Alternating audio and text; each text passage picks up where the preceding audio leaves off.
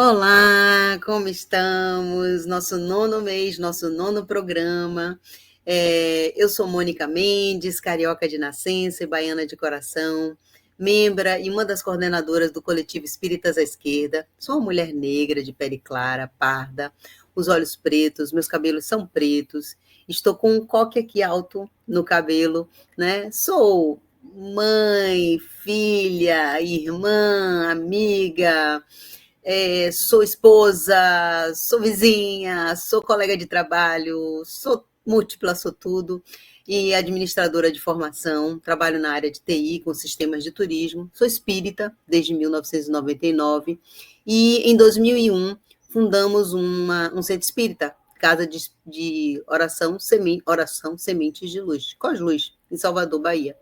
Em março de 2016, criamos o coletivo Espíritas à Esquerda, que eu faço parte, e também faço parte de outros coletivos com pautas feministas e antirracistas. Essa história de identitarismo que estão falando tanto aí, que a gente vai também poder falar um pouco em outros programas. Eu quero agradecer, sempre agradeço e sempre vou agradecer em todos os programas ao Paz e Bem, a Carla Pavão, a Felipe, aos Espíritas à Esquerda, para as meninas Mariela, Marta e Rosângela, que me ajudam sempre, e a Sérgio também, que me ajuda bastante na edição desses vídeos que vocês estão assistindo agora e que vocês podem voltar para assistir os anteriores, se gostar desse. E curta, compartilhe, comente, e vamos sempre trocar, interagir, que estamos aqui todos e todas para aprender juntos e juntas, né? Eu quero deixar minhas preces e prestar minha solidariedade à luta das pautas identitárias, que vem sofrendo ataques de vários lados, inclusive dos lados de esquerda, progressistas, né? Inclusive sendo cruel, né? Querendo tirar o foco das lutas. As mulheres vítimas de feminicídio, as crianças violentadas, as crianças em orfanato, as pessoas em hospitais, asilos, em situação de rua, passando por depressão, por necessidade de alimento, moradia, saúde, segurança e educação. Em resumo, prece por nosso povo sofrido, por toda a população brasileira, população carente. Eu aproveito com isso a convidar você para participar do nosso estudo do livro Evangelho segundo o Espiritismo, em que a gente usa a edição antirracista publicada pelo Espíritas à Esquerda em 2022, que acontece todos os sábados ao vivo, a partir das 9 horas da manhã nas redes sociais dos Espíritas à Esquerda. Nós vamos falar agora, nesse programa de hoje, sobre o Dia Nacional de Zumbi e da Consciência Negra. Esse vai ser o nosso tema de hoje.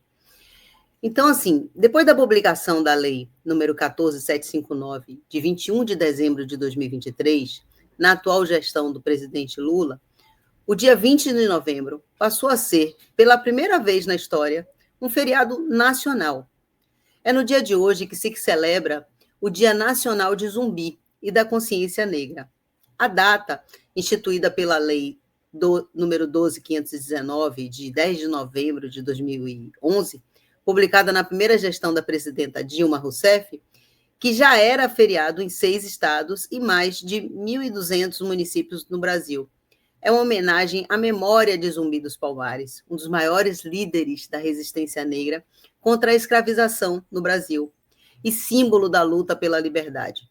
Portanto, esse é um dia para refletirmos juntas, sobre a importância do combate ao racismo e da promoção da igualdade racial. O Dia Nacional de Zumbi e da Consciência Negra resulta de mais de 40 anos de luta do movimento negro brasileiro. E comemorado nesse dia 20 de novembro, significa a afirmação e a importância da história do povo negro no Brasil, especialmente porque coloca como um marco histórico a morte de Zumbi, ocorrida em 1695. Ele era, então, o líder do Quilombo dos Palmares, situado entre os que seriam hoje os estados de Alagoas e Pernambuco, na região nordeste do Brasil. Essa data celebra uma história de luta e resistência. E essa história começou muito antes do 20 de novembro de 1695. Ela começou na primeira metade do século XVI, quando homens, mulheres e crianças negras nascidas livres na África foram violentamente arrancadas da sua terra, da sua família, da sua cultura, da sua religiosidade e arrastadas pelo Atlântico Sul e pelos grilhões da escravidão e enviadas para o Brasil colônia. Foi o início da diáspora africana, que duraria mais de 300 anos e deixaria um rastro de mortes, violência, terror e selvageria inigualáveis. Se sobrevivessem à viagem, pois muitos morreriam no trajeto oceânico, tendo seus corpos jogados ao mar, aportavam no Brasil, esbugalhados dos seus direitos e vendidos como peças no mercado para os ricos fazendeiros escravocratas. Embora os povos negros africanos estivessem submetidos a uma das maiores brutalidades da história, eles resistiram. São muitos os registros históricos de resistência e luta contra a escravização dos corpos negros. Os quilombos eram uma das formas de resistência e organização da luta contra esse horror histórico vivido em terras brasileiras. E o Quilombo dos Palmares, localizado na então capitania de Pernambuco, foi um dos maiores do século XVII e era o local onde vivia o grande líder Zumbi, razão do nome Zumbi dos Palmares. A coragem e a resistência de Zumbi representam toda a história e luta por liberdade do povo negro. Zumbi dos Palmares morreu lutando no dia 20 de novembro de 1695. É importante destacar que a luta pela liberdade do povo negro escravizado no Brasil não acabou com a morte de Zumbi no final do século XVII, pois as lutas por dignidade e liberdade continuaram a ocorrer em todo o território onde negras e negros encontravam-se nessa situação. Na Bahia, por exemplo, no final do século XVIII, ocorreu a Revolta dos Búzios, também conhecida como Revolta dos Alfaiates ou Conjuração Baiana, que foi um movimento popular com o objetivo de derrubar o governo colonial, proclamar a independência e implantar uma república democrática e abolir a escravidão. Seus principais líderes foram homens negros, como João de Deus, Lucas Dantas, Manuel Firmino e Luiz Gonzaga, todos conduzidos no dia 8 de novembro, recentemente, a data foi comemorada, em 1799, da cadeia pública na Praça Municipal à Praça da Piedade, em Salvador, onde foram executados. A morte dos líderes dessa revolta acabou agora, dia 8, de completar 225 anos. E é lembrada todo ano em Salvador com uma caminhada que refaz esse trajeto de forma inversa, terminando em frente à Câmara Municipal da cidade. Os participantes da Revolta dos Búzios se inspiraram também nos ideais iluministas da Revolução Francesa e tiveram como lema igualdade, liberdade e fraternidade. As ideias do movimento influenciaram movimentos posteriores, como a luta pela independência e a abolição da escravidão. Mas ocorreram também, durante quase todo o século XIX, outros importantes movimentos de luta pela liberdade do povo negro escravizado, como a Revolta dos Malês, em 1835, em Salvador, a Revolta de Manuel Congo, em 1838, no Rio de Janeiro, a Balaiada, entre 1838 e 1841, no Maranhão, dentre diversas outras que pressionavam o Império em relação à situação do negro escravizado, culminando com a abolição definitiva em 1888. Depois de terem já ocorrido anteriormente outros importantes marcos legais, como a Lei Eusébio de Queiroz, de 1850, que proibiu o tráfico de negras e negros escravizados. A Lei do Ventre Livre, de 1871, que decretava que todos os filhos de escravos nascidos no Brasil, a partir daquele ano, seriam considerados livres. E a Lei do Sexagenário, de 1880, que concedia a alforria para os escravos que tivessem mais de 60 anos. Essas leis, entretanto, tinham várias condições que, na prática, mantiveram muitos de seus beneficiários como escravizados dos seus senhores.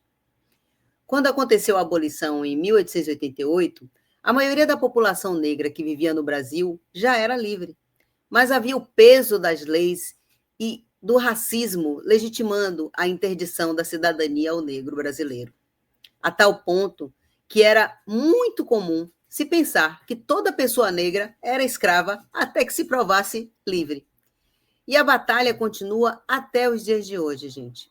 Cidadãs e cidadãos negros, na grande maioria, ainda não conseguem desfrutar plenamente da sua liberdade e cidadania.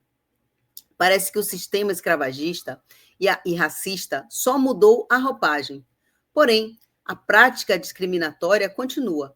Nas últimas décadas, temos visto o genocídio da juventude negra impetrado por uma política de Estado estruturalmente racista, política racista que se originou nas leis do início do século XX, que impediam a manifestação cultural negra e que se faz presente até hoje por meio de leis e instituições que reforçam a discriminação e criam obstáculos ao pleno exercício da cidadania negra.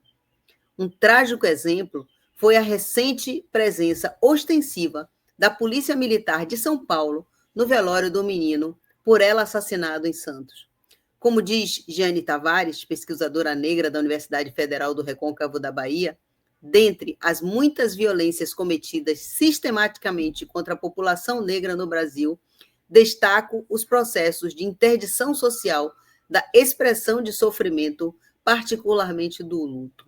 E é exatamente o que vemos acontecer quando nos deparamos com a notícia sobre esse crime. Vou abrir aspas. Policiais militares fizeram abordagens e gravações em vídeos com presença ostensiva durante o velório e o enterro de Rian da Silva Andrade Santos, de 4 anos, morto em ação policial na cidade de Santos, na noite de terça-feira, dia 5 agora.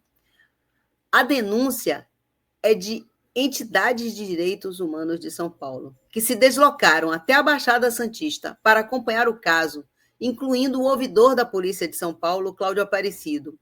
Aqui, e ele fala, né? Aqui no estado de São Paulo, virou política governamental colocar a polícia em velório de gente que morre pelas mãos da polícia. Intimidar as pessoas. Vocês viram o comportamento da polícia do batalhão de BAEP, Batalhão de Ações Especiais de Polícia? Até tinha viatura do próprio batalhão dos policiais envolvidos na morte do pequeno Rian, aqui no cemitério. Isso é vergonhoso. É o cúmulo da falta de respeito aos direitos fundamentais das pessoas. Nesse estado, não vai poder mais ter ato fúnebre? Questionou o ouvidor. Assim, como esse caso triste e emblemático, outros milhares de casos ocorrem todos os dias por todo o Brasil, mostrando que o racismo, inclusive o praticado por instituições do Estado, segue retirando de negras e negros oportunidades e vidas, destruindo famílias e sonhos, e fazendo do Brasil um país extremamente desigual quando se olha a cor da pele e a textura dos cabelos das pessoas. E o que é, então, a consciência negra? Qual é a sua importância? Essa data é só mais um feriado? Consciência negra pode significar a percepção da pessoa negra em relação às suas origens, no entendimento das raízes culturais e históricas dos seus antepassados. A consciência negra também representa a identificação da causa e da luta dos ancestrais africanos que desembarcaram no Brasil e trouxeram consigo toda a cultura, costumes e tradições do seu povo. É ter em mente que a escravidão foi abolida, mas que ainda há muita coisa a ser mudada no que diz respeito aos direitos da pessoa negra. Enfim, consciência negra é ter a exata dimensão da situação desigual em que vivem negras e negros no Brasil e que é preciso urgentemente transformar essa realidade. E essa luta pela transformação da condição desigual vivida na sociedade, por meio de ações educativas e afirmativas, é o que se chama de luta antirracista. E ela deve envolver toda a sociedade, e não apenas os negros. E qual seria o seu papel? E qual seria o papel do movimento espírita no combate ao racismo e em efetivas ações antirracistas. O que se tem visto de forma geral é uma total inação em relação ao tema. Haja vista que tudo o que se diz em palestras e textos é que o espiritismo não seria racista, pois traria em si a ideia da igualdade absoluta de todos os espíritos, independente de sua condição social, racial, de gênero, etc. Para isso, sempre citam algumas passagens de livros de Kardec, como essa que eu vou ler, da Revista Espírita de outubro de 1861, sem, entretanto, contextualizá-la no todo da obra de Kardec. Possam os nossos irmãos futuros lembrar este dia memorável em que os espíritas leoneses, dando exemplo de união e concórdia, plantaram nestes novos ágapes a primeira baliza da aliança que deve existir entre os espíritas de todos os países do mundo, porque o espiritismo, restituindo ao espírito seu verdadeiro papel na criação e constatando a superioridade da inteligência sobre a matéria, suprime naturalmente todas as distinções estabelecidas entre os homens em consequência das vantagens corporais e mundanas sobre as quais só o orgulho fundou as castas e os estúpidos preconceitos de cor. Entretanto, essas mesmas pessoas que falam e escrevem da absoluta ausência de racismo dentro do espiritismo e do movimento espírita, esquecem ou fingem esquecer que os espíritos, mesmo que iguais na condição espiritual, estão encarnados nesse planeta e em corpos inseridos em situações sociais e pessoais bem específicas e diversas. E espíritos encarnados em corpos negros sofrem preconceito e discriminação em toda a sociedade, inclusive nas casas espíritas. Quantas pessoas negras você conhece que dirigem grupos ou casas espíritas? Quantas delas que atuam dentro do movimento espírita fazem palestras rotineiras, presenciais ou virtuais, ou escrevem livros, artigos sobre o espiritismo? Quais delas têm oportunidade de atuar além da cantina, da limpeza ou da cozinha? Na casa espírita em que você atua, os negros são também apenas os assistidos? Pois é, você pode até, com um pouco de esforço, lembrar de uma ou outra exceção que confirma a regra. Mas o movimento espírita, branco e elitista, não costuma dar espaço para pessoas negras em sua prática cotidiana. Na prática mediúnica, as pessoas negras são até bem-vindas, desde que não passem desse papel exclusivo de médium. Afinal, quantos dirigentes negros de grupos mediúnicos você conhece? Lembrou de algum? É difícil, né? É difícil. Além do preconceito com os corpos negros encarnados, há também o preconceito com os espíritos que representam a ancestralidade negra. Geralmente, nas casas espíritas, um espírito que se apresente como preto velho, ou de forma similar, é logo doutrinado para abandonar seus maneirismos e suas expressões linguísticas para se comportar como um bom representante da cultura branca europeia, porque só assim, para essas mentes racistas e colonizadas, aceitarem a presença de um espírito entre nós.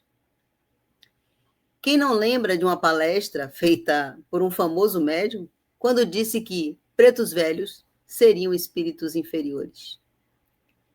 Mas para ele, freiras brancas jamais seriam espíritos inferiores e nunca foram questionadas. Até mesmo entre os espíritas progressistas, há uma notada ausência de pessoas negras entre seus representantes, mostrando que o racismo institucional se faz fortemente presente em todas as expressões do movimento espírita. E por que isso? Afinal, o que falta? Faltam ações antirracistas. Aproveito essa pausa para parabenizar o Paz e Bem e a Carla Pavão, que eu vejo que tem esse cuidado, visto que estou aqui.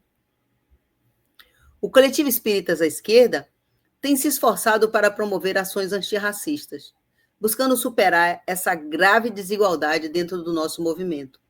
Além de diversas palestras virtuais disponíveis nas redes sociais do coletivo, o Espíritas à Esquerda lançou em 2022 o primeiro livro da coleção antirracista de Kardec, que foi O Evangelho segundo o Espiritismo, edição antirracista, lançado há exatos 2 anos. Além dele, foi lançado em abril de 2023 o Livro dos Espíritos, também edição antirracista.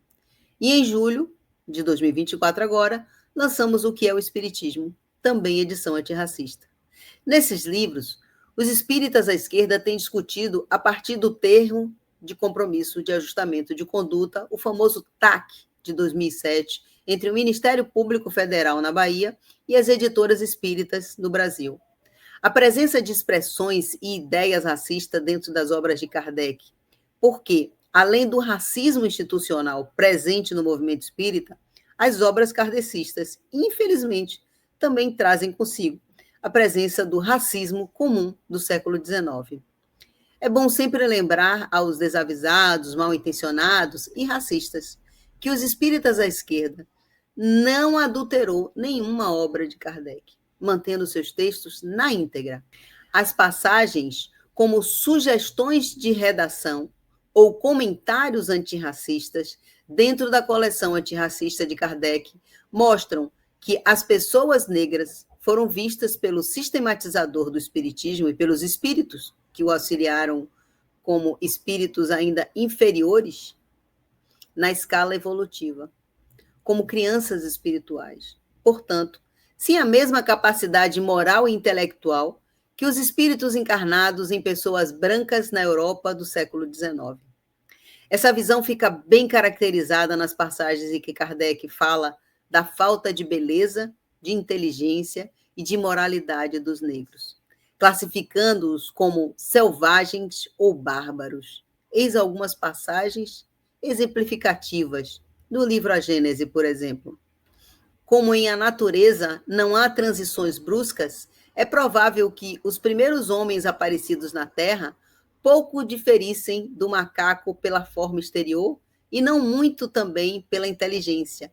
Em nossos dias, ainda há selvagens que, pelo comprimento dos braços e dos pés e pela conformação da cabeça, têm tanta parecência com macaco que só lhes falta ser peludos para se tornar completa a semelhança.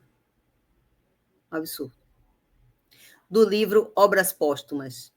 O negro pode ser belo para o negro, como um gato é belo para um gato, mas não é belo no sentido absoluto, porque os seus traços grosseiros, seus lábios espessos, acusam a materialidade dos instintos. Podem bem exprimir as paixões violentas, mas não saberiam se prestar às nuances delicadas dos sentimentos e às modulações de um espírito fino. Ou ainda em O Livro dos Espíritos. Sexta pergunta. Por que há selvagens e homens civilizados? Se tomardes de um menino hotentote, recém-nascido, e o educador nos nossos melhores liceus, fareis dele algum dia um Laplace ou um Newton? Resposta. À vista da sexta interrogação acima, dirão naturalmente que o hotentote é de raça inferior. Perguntaremos então se o hotentote é ou não um homem. Se é, por que ele e a sua raça privou Deus dos privilégios concedidos à raça caucásica? Se não é, por que tentar fazê-lo cristão? A doutrina espírita tem mais amplitude do que tudo isso. Segundo ela, não há muitas espécies de homens. Há tão somente homens cujos espíritos estão mais ou menos atrasados, porém, todos suscetíveis de progredir. Não é este o princípio, mas conforme a justiça de Deus? Terrível, né?